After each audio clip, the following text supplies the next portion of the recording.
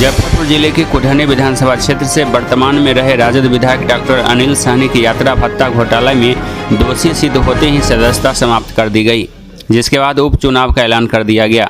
आज तारीखों का भी ऐलान कर दिया गया। आगामी 5 दिसंबर को यहां मतदान होना है, जबकि 8 दिसंबर को मतों की गिनती की जाएगी।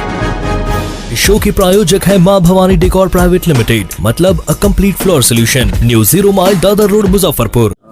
कुढ़नी विधानसभा में होने वाले जो प्रपोज्ड इलेक्शन है उसमें चुनावों की तैयारी के लिए मॉडल कोड ऑफ कंडक्ट का पूरी तरीके से सख्ती से पालन किया जाएगा।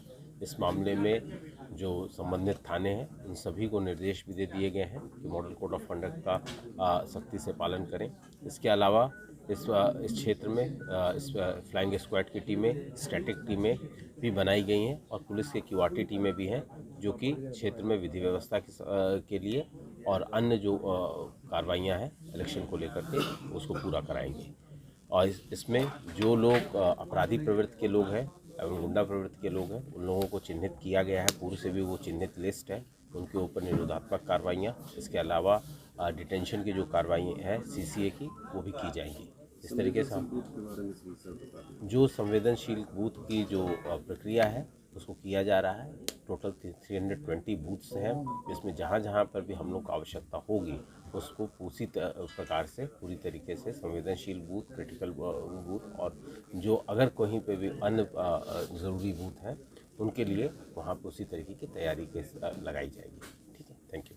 आज कुढ़नी विधानसभा उपचुनाव के लिए प्रेस नोट जारी हो गया है और प्रेस नोट जारी होने के साथ ही कुढ़नी विधानसभा क्षेत्र में आचार संहिता प्रभावी हो गई और एसडीओ वेस्ट के द्वारा 144 धारा के अंतर्गत आदेश भी निर्गत किया जा रहा है। इसकी पूरी रूपरेखा भारत निर्वाचन आयोग द्वारा तय कर दी गई है और 10 तारीख को गजट नोटिफिकेशन किया जाएगा आरओ के द्वारा और उसके हिसाब से ही उस समय से ही लोग नॉमिनेशन, जो भी अभ्यर्थी चाहें नॉमिनेशन कर सकते हैं। 17 तारीख तक नॉमिनेशन का डेट रखा गया है और नॉमिनेशन की स्क्रूटनी और विड्रॉल आदि प्रक्रिया के बाद अंतिम रूप से चयनित जो अभ्यर्थी रहेंगे उनका डेट ऑफ पोलिंग 5 दिसंबर निर्धारित किया गया है और 8 दिसंबर को उसकी काउंटिंग की जाएगी।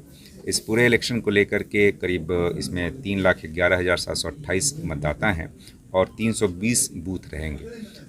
हम लोगों के द्वारा पूरी व्यापक तैयारी प्रारंभ कर दी गई है। जैसा मैंने बताया कि आज से ही आदर्श आचार संहिता प्रभावी हो गई है और चूँकि इलेक्शन में कई विभागों के समन्वय की आवश्यकता होती है तो सभी विभागों का इसके समन्वय से कार्य प्रारंभ कर दिया गया है और इस पूरे इलेक्शन को काफ़ी शांतिपूर्वक और पारदर्शिता के साथ कराने के लिए प्रशासन कटिबद्ध है और हम लोग इसको निश्चित रूप से पूर्ण कराएंगे।